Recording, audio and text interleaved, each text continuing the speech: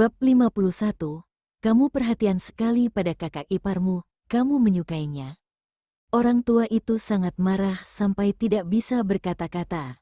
Aku menang, yeay aku menang. Michael berlari ke arah Kezia dengan terengah-engah. Tapi dia terlihat sangat bahagia dan terdengar jelas dari suaranya. Kamu lihat yang aku lakukan barusan, kan? Wah keren banget, kamu ambil videonya gak? Gak.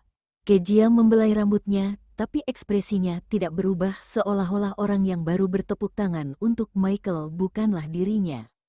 Ih kamu bohong, padahal aku lihat kamu. Kamu malu pada kakakmu kalau kalah, terus kenapa aku harus video kamu? Sudah sana, aku akan tanda tangan kontrak untukmu. Kezia mendorong Michael menjauh dan berjalan menuju pelatih. Saat bicara dengan pelatih dia berkata dengan sangat sopan, terima kasih karena sudah luangkan waktumu. Michael, Sam mengambil foto ekspresi terkejut Michael. Dia mendatanginya, merangkul bahu dan berkata sambil tersenyum. Aku dengar ketika Kezia tinggal di rumahmu, kamu gertak dia setiap hari. Tapi sekarang keadaan berbalik, kok bisa sih? Gimana rasanya dibantu olehnya? Aku seorang pria dan gak ganggu dia kok, Michael mendengus. Bohong, Kezia berbalik dan menatap Michael tanpa ekspresi. Kamu gak mau basket lagi? Cepat sini dan tanda tangan, karena ini masalah penting jadi Michael langsung berlari untuk tanda tangan kontrak.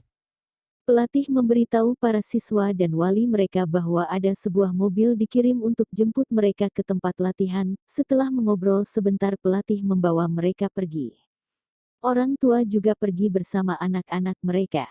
Michael dan Kezia pergi dari lapangan basket dan dia berulang kali membolak-balik kertas kontrak di tangannya dan merasa hal ini tidak nyata.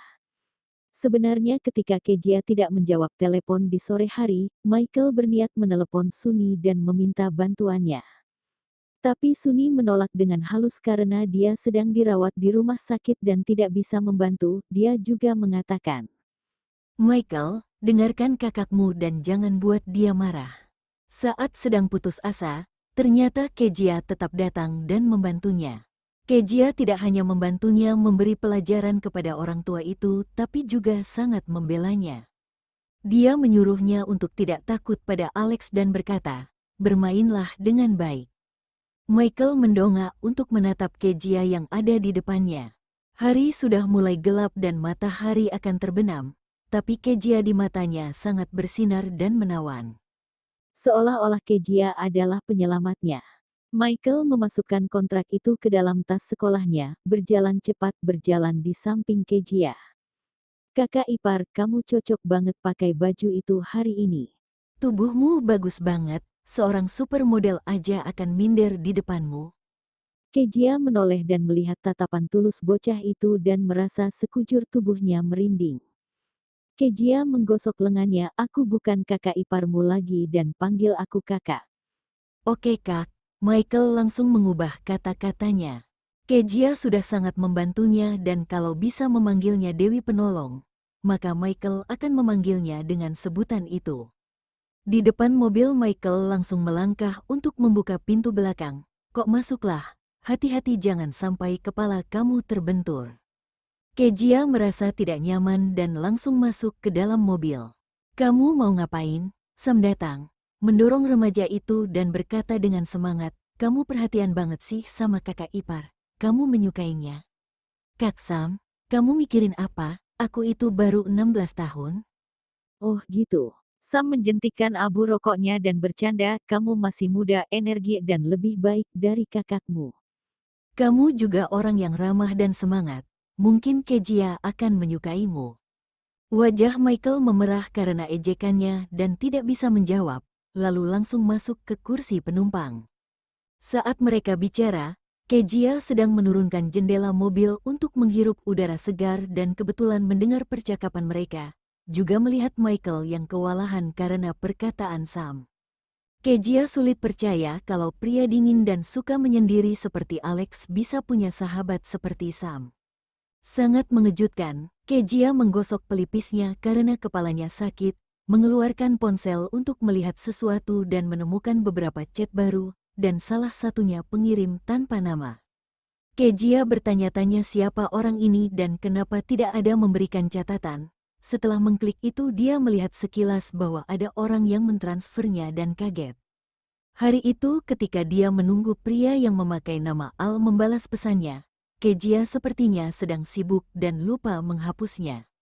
Kejia berniat untuk menghapusnya tapi melihat pesan yang baru dikirim pria itu 30 menit yang lalu dan berkata kalau bos ski resort Yabu sedang bermain ski bersama kekasihnya. Al, aku akan kirimkan lokasinya untukmu. Kenapa pria ini tahu di mana bos itu? Kejia mengirim pesan pada pria itu, siapa kamu? Kenapa kamu tahu aku lagi cari keberadaan bos? Kamu menyelidikku. Alex yang sedang berada di kantornya sedikit mengernyit setelah membaca pesan itu. Jadi malam itu Kejia tidak mengenalinya. Lalu Alex teringat bahwa malam itu Kejia sangat mabuk dan mungkin ketika bangun keesokan harinya dia tidak mengingat apapun. Alex baru saja mengetik petik terbalik aku Alex dan berniat untuk mengirimnya. Tapi dia teringat kalau mereka sudah bercerai dan Kejia pasti akan malu kalau tahu apa yang terjadi malam itu dan tidak mau terima bantuan apapun darinya. Akhirnya Alex menghapus lagi pesan yang akan dia kirim, mengubah kata-katanya dan mengirimkannya. Al, aku adalah teman Sam dan aku tahu kalau Sam kerja sama denganmu. Aku bantu partner temanku.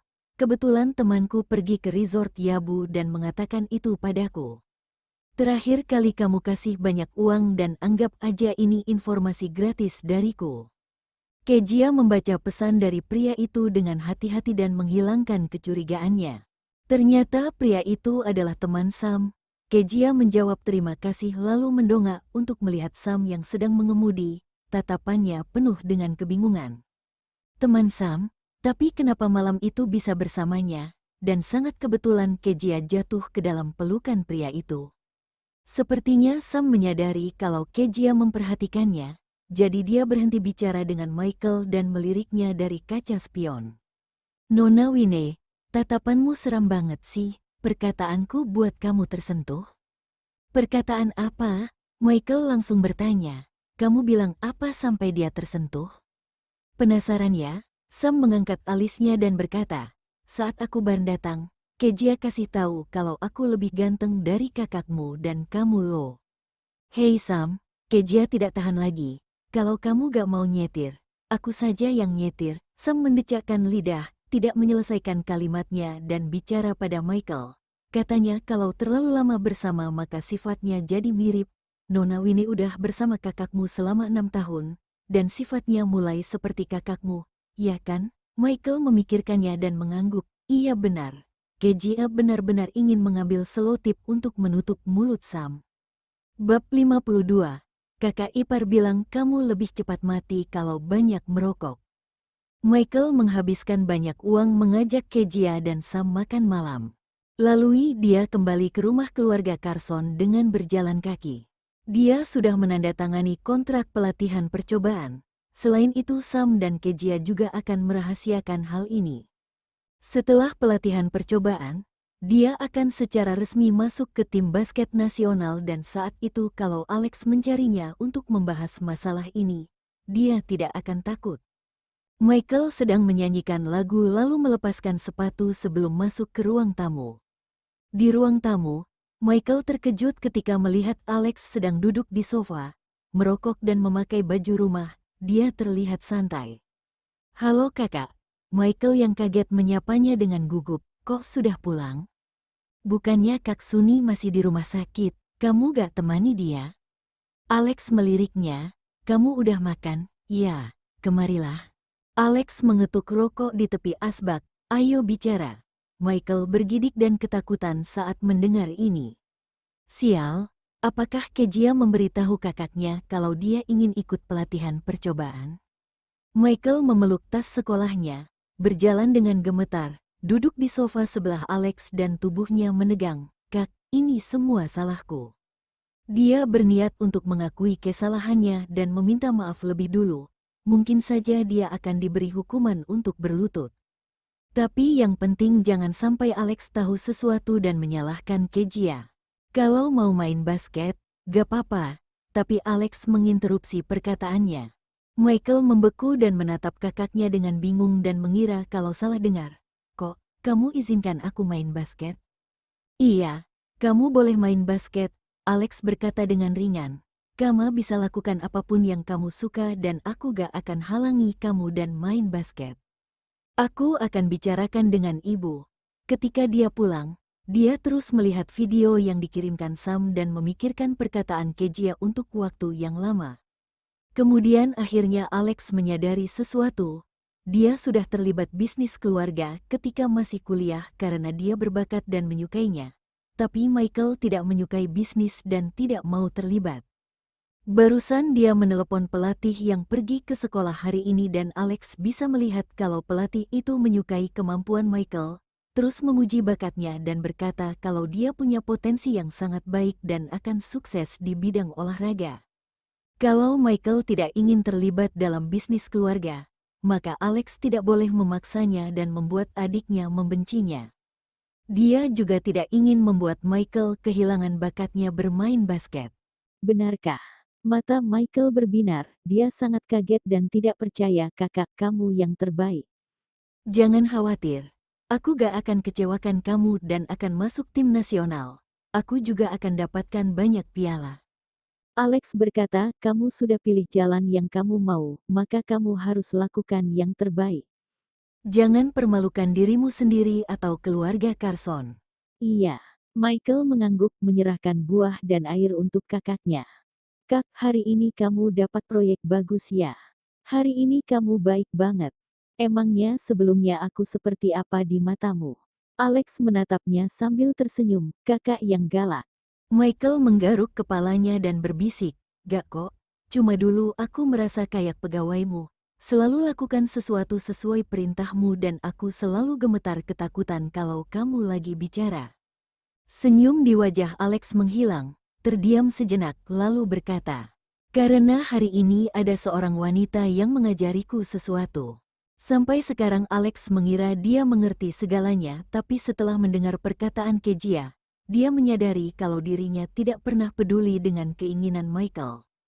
Dia selalu bersikap seperti seorang yang memimpin Michael, bukan terlihat seperti kakak beradik dan mereka juga tidak akrab.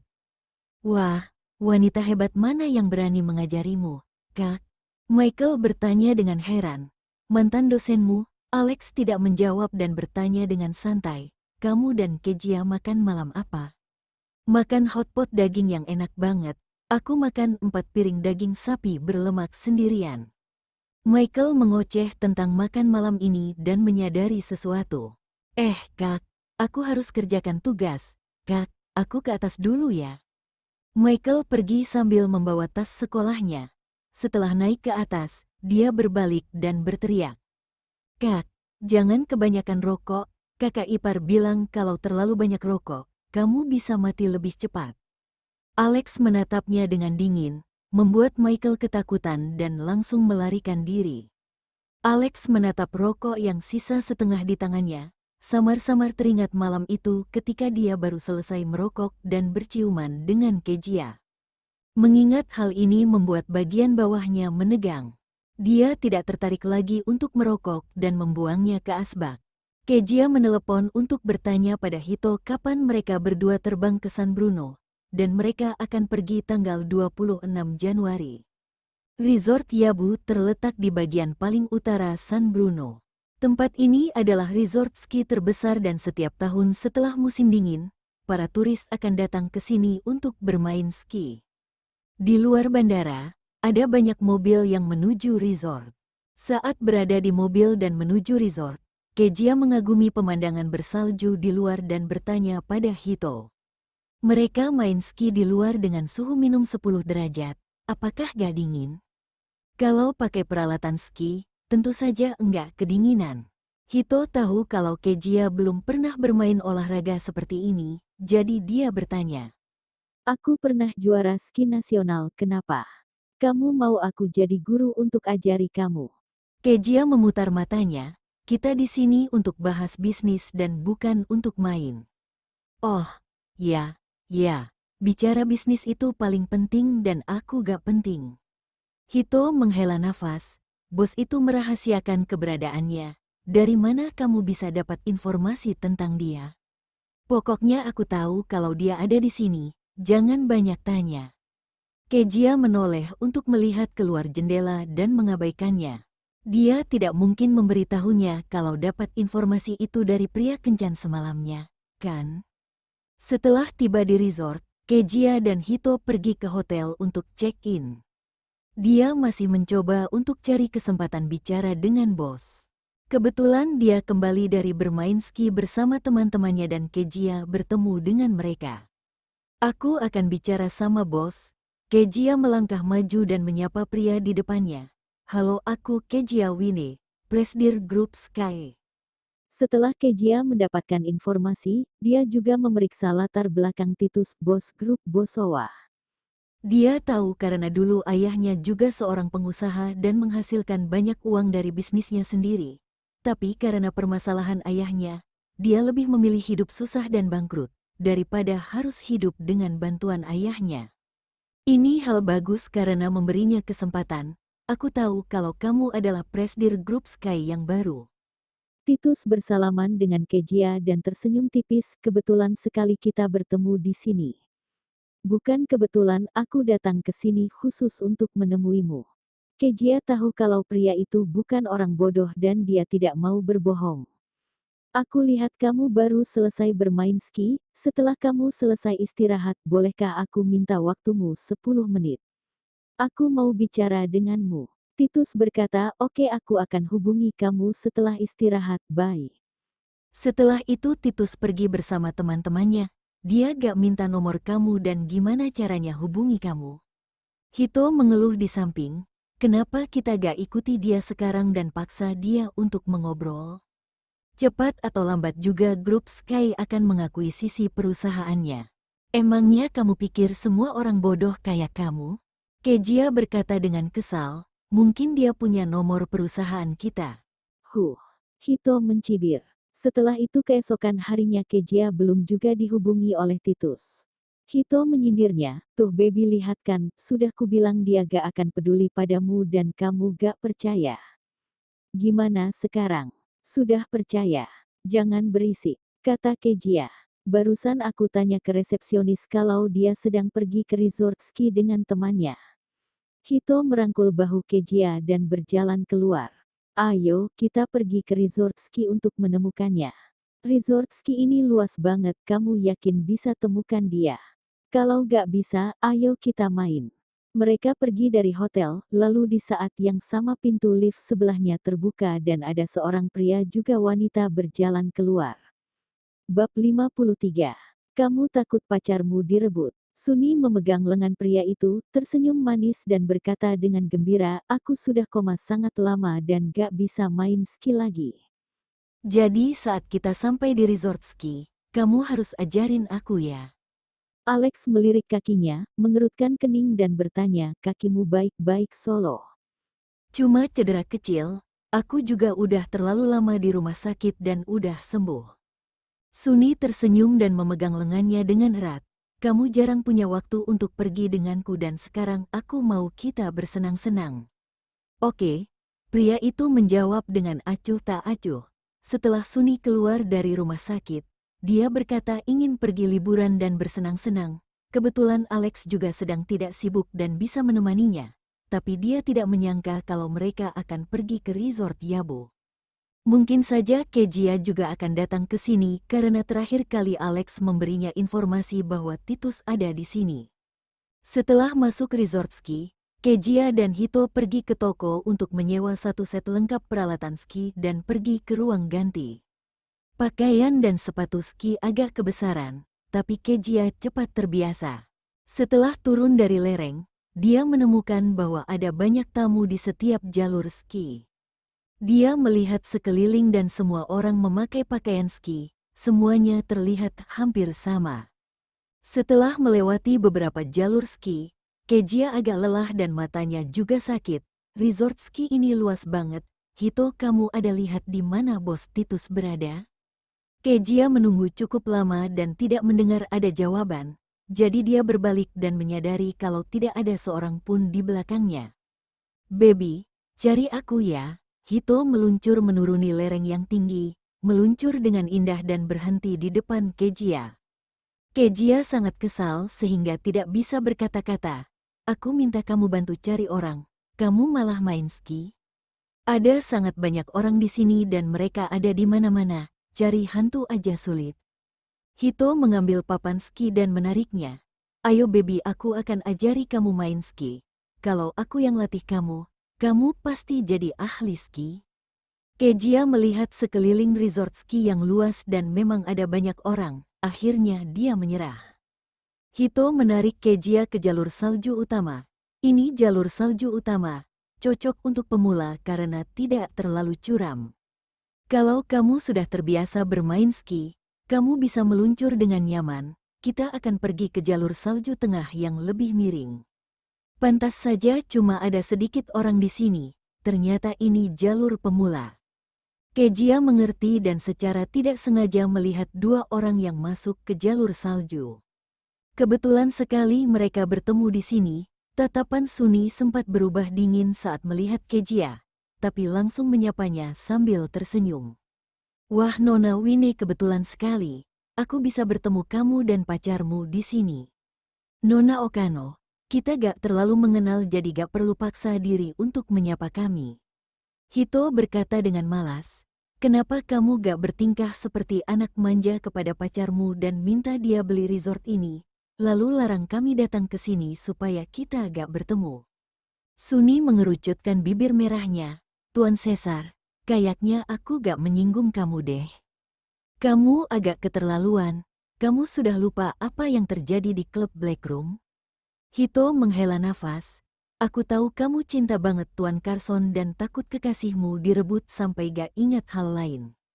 Wajah Suni menjadi pucat, terlihat lemah dan menyedihkan. Saat di klub Hito sudah membiarkan wanita itu, tapi kali ini dia akan lebih kejam. Dia sangat membenci Suni. Hei, kamu jangan terlihat seperti aku memarahimu dong. Hito seperti ketakutan dan berkata kepada Alex, Tuan Carson, pacarmu lebih rentan dari bunga layu. Kamu harus jaga dia dengan hati-hati dan jangan sampai dia hancur. Tatapan Alex berubah muram, tidak mengatakan apapun, lalu mengajak Suni untuk pergi ke sisi lain dan membantunya mengatur peralatannya. Ayo baby, aku akan bantu kamu. Hito berjongkok untuk membantu Kejia memperbaiki papan ski di sepatunya dan mendengus dingin.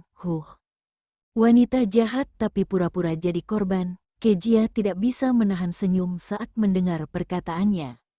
Kenapa tersenyum? Hito berdiri, menyisir rambut pendeknya dan tersenyum tipis.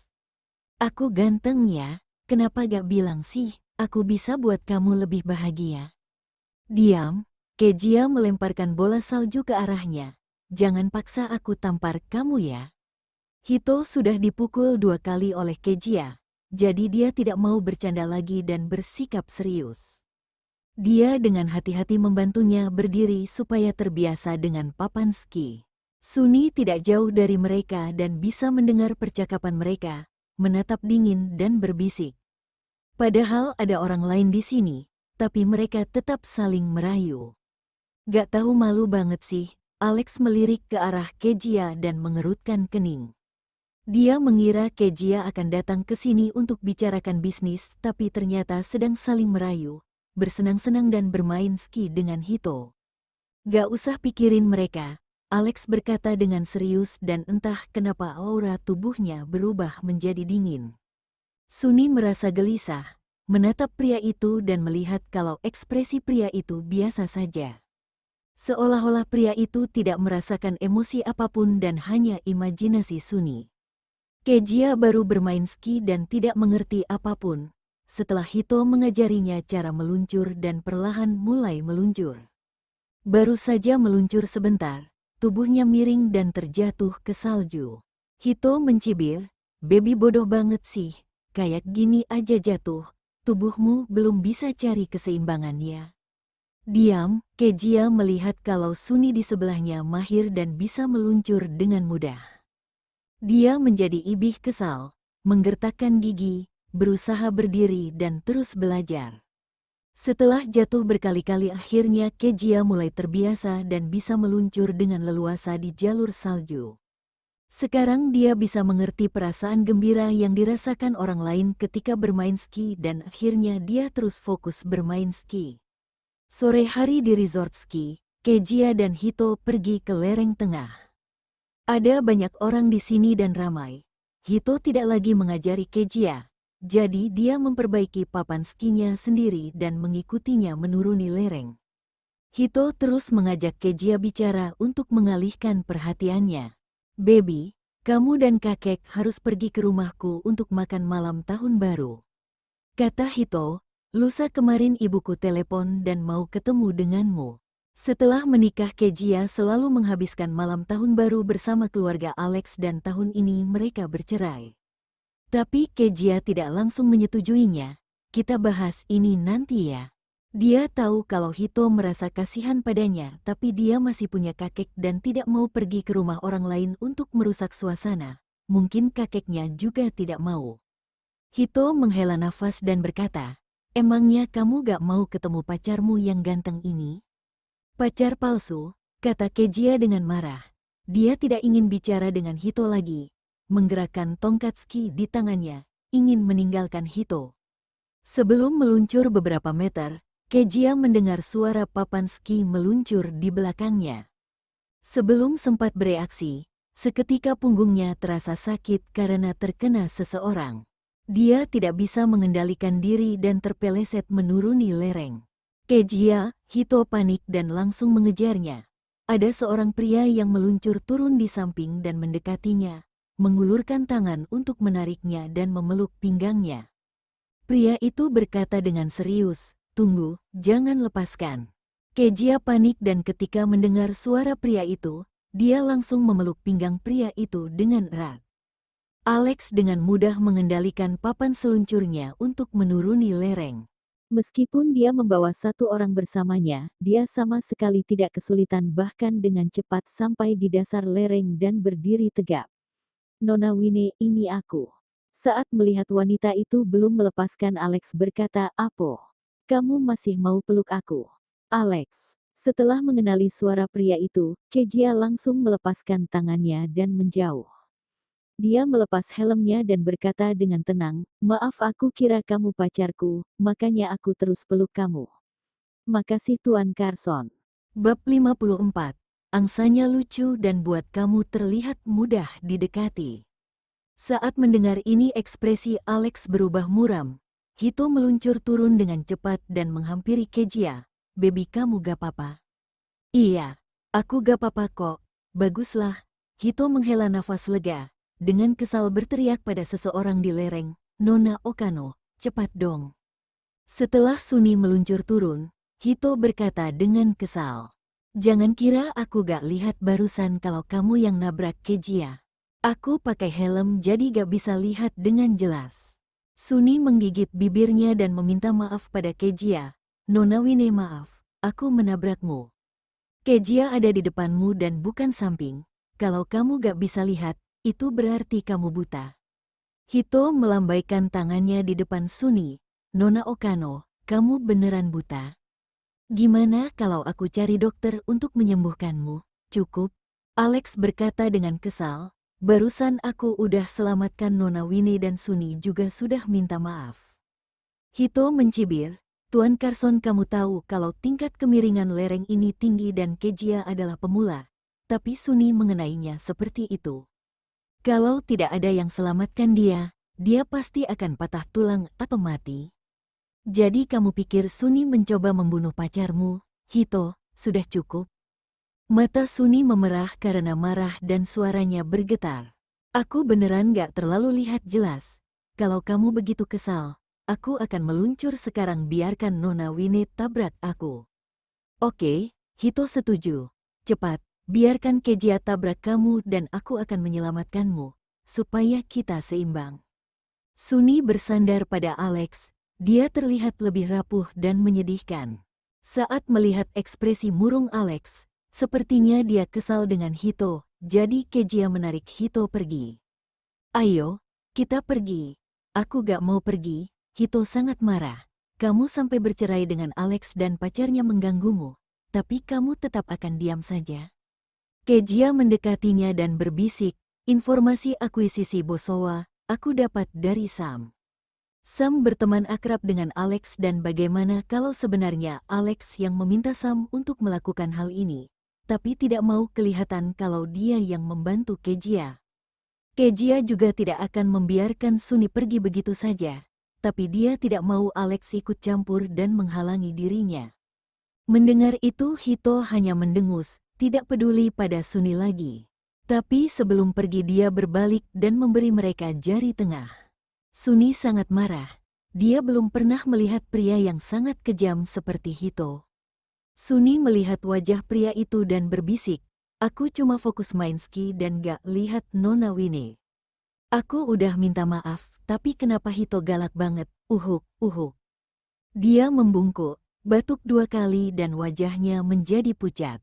Begitu Alex melihat wajahnya, ekspresinya menjadi lembut dan menariknya ke dalam pelukannya. Aku di sini dan Hito cuma berani bicara dan gak akan melakukan apapun padamu. Dingin banget. Ayo kita balik ke hotel. Ya, Suni memeluknya dan tersenyum tipis. Waktu sudah menunjukkan pukul 5 sore saat Kejia dan mereka kembali ke hotel. Dia pergi ke resepsionis dan tahu kalau Titus ada di ruang bermain kartu. Jadi Kejia pergi ke sana sendirian dan melakukan apa yang Hito katakan, bahwa dia mau membeli perusahaan Titus dan mau menegosiasikan harganya. Titus tidak peduli apa yang dikatakan Kejia, dia terus menoleh dan berkata dengan kesal, meskipun kamu bayar dengan lebih mahal, aku tetap gak akan jual, pergilah. Dia mengusir Kejia keluar dari ruangan itu. Kejia yang bingung ingin memanggil Hito untuk datang. Tapi dia merasa meskipun Hito berbicara sepertinya Titus tetap akan menolak. Dan jika Kejia tidak belajar untuk bicara dengan orang lain sendiri, kapan dia akan punya pengalaman?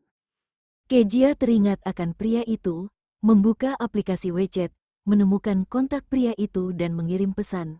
Kamu pernah bicara dengan bos Bosowa? Dia sangat keras kepala. Tidak peduli berapa harga yang aku tawarkan, dia tidak mau bicara denganku. Setelah mengirim pesan itu Kejia menyadari ada yang salah. Kenapa dia malah bertanya pada pria ini dan bukan bertanya pada Sam?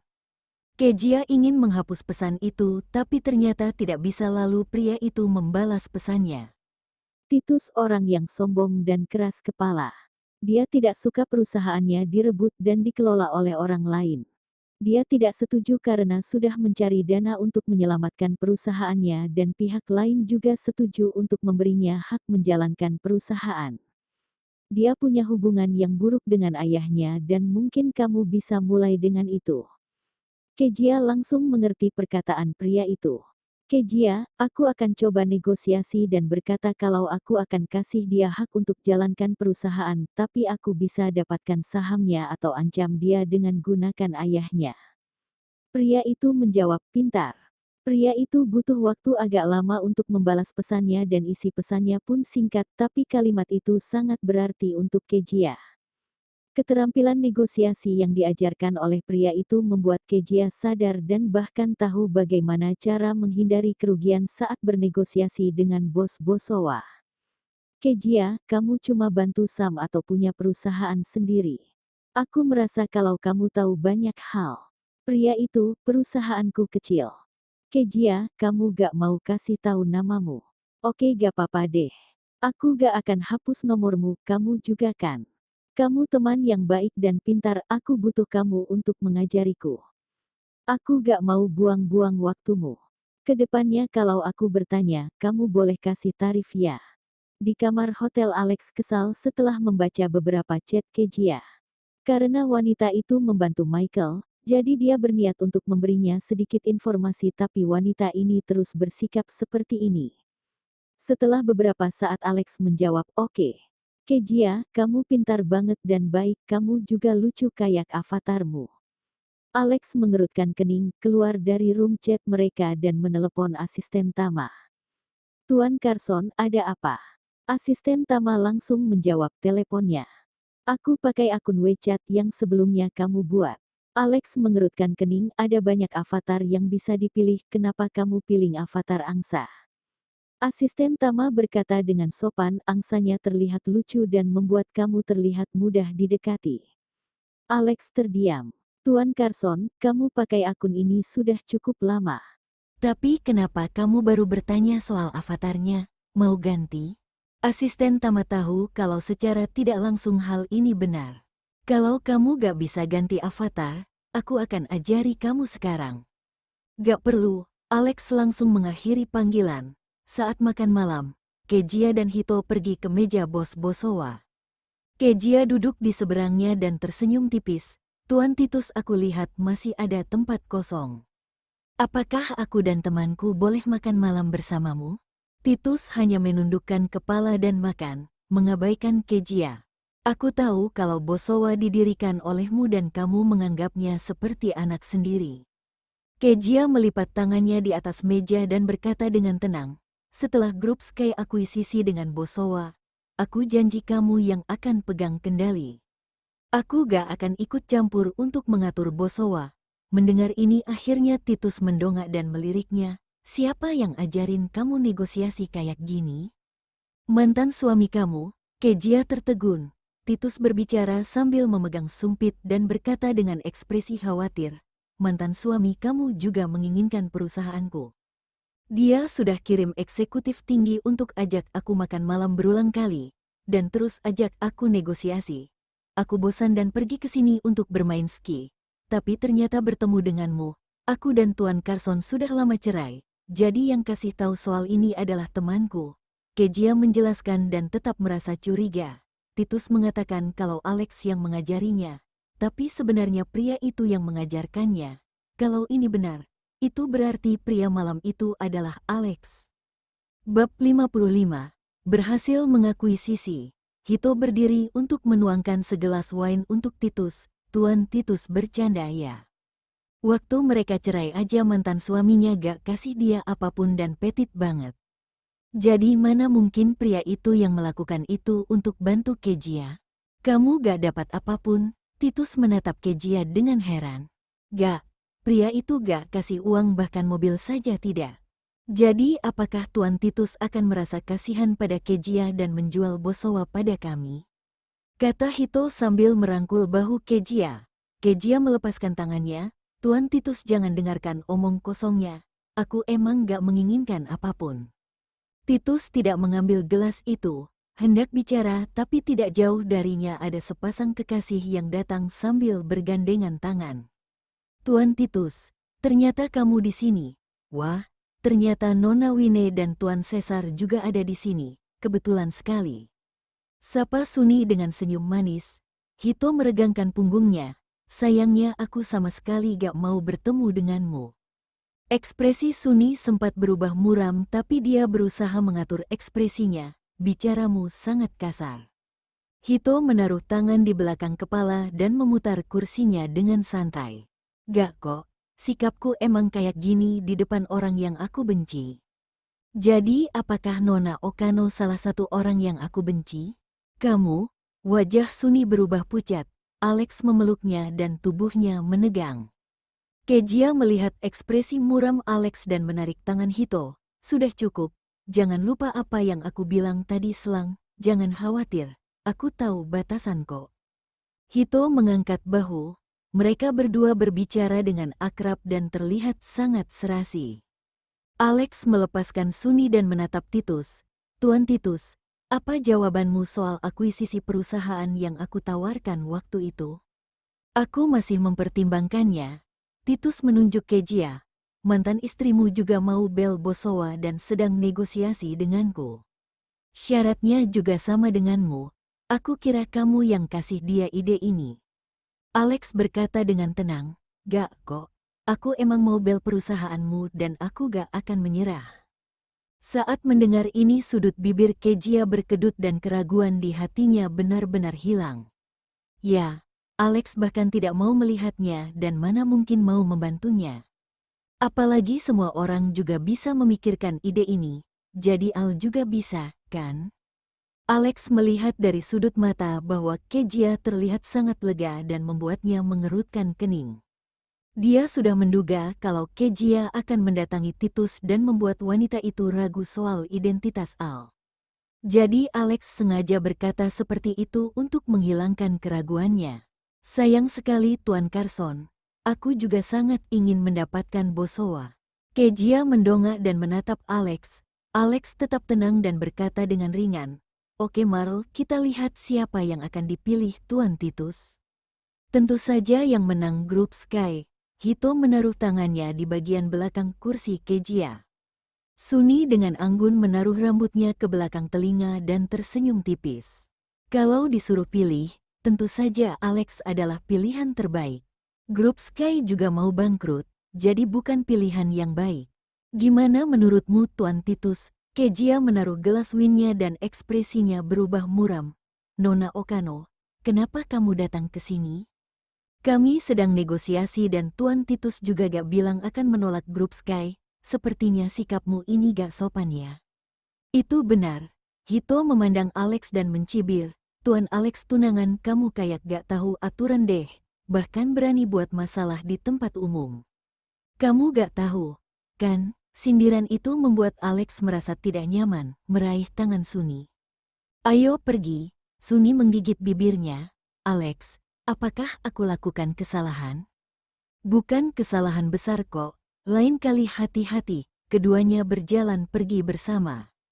Hito mendengus, Alex itu terlalu membela Suni dan cukup keterlaluan. Kejia sedikit kesal saat mendengar itu tapi dia tidak menjawab. Suni adalah orang terpenting untuk Alex, jadi mana mungkin dia tidak melindungi wanita itu? Titus menyesap winnya, Wakil Presdir Wine, kamu punya dendam pada mantan suamimu? Kejia berusaha mengatur emosinya dan tersenyum tipis, gak kok. Jadi ayo kita lanjut bahas soal negosiasi.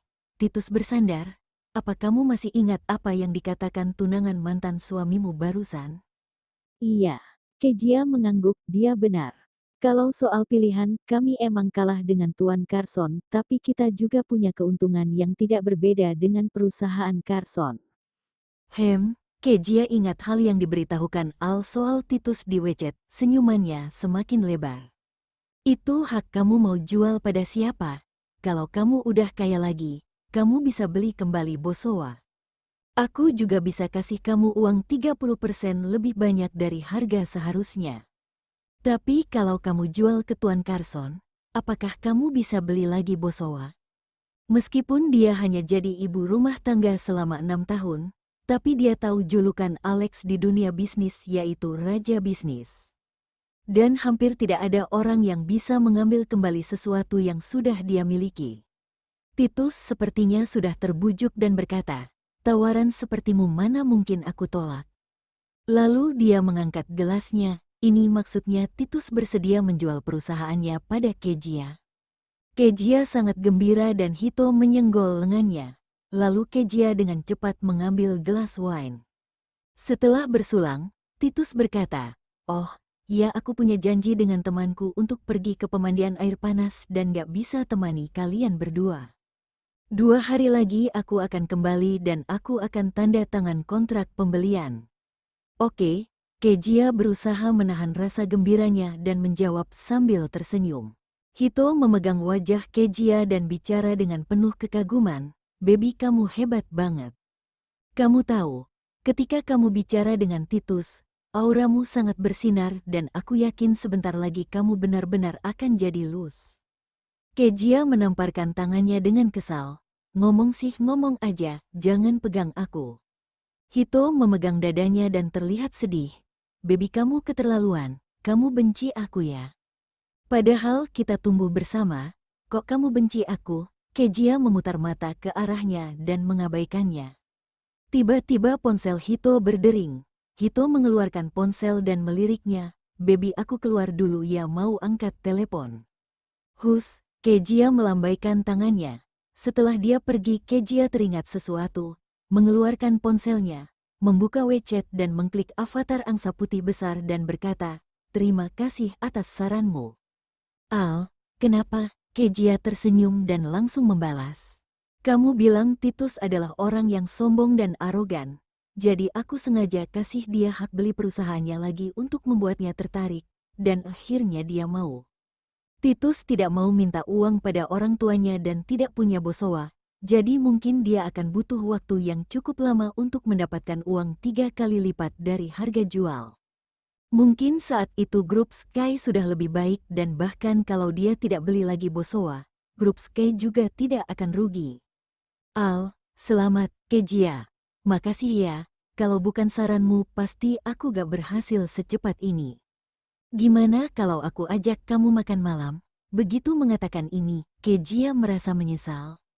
Dia teringat apa yang terjadi malam itu, pasti akan sangat malu bertemu dengannya. Di sisi lain di kamar hotel, Alex sedang duduk di sofa memakai jubah mandi hitam, menyilangkan kakinya dan menatap serius ke ponsel. Makan malam, kayaknya aku belum bisa. Kejia menghela nafas lega saat melihat jawabannya dan berkata, oke lain kali saja ya. Al oke. Kejia keluar dari ruang obrolan mereka dan Hito kembali. Baby gimana kalau kita pergi ke pemandian air panas?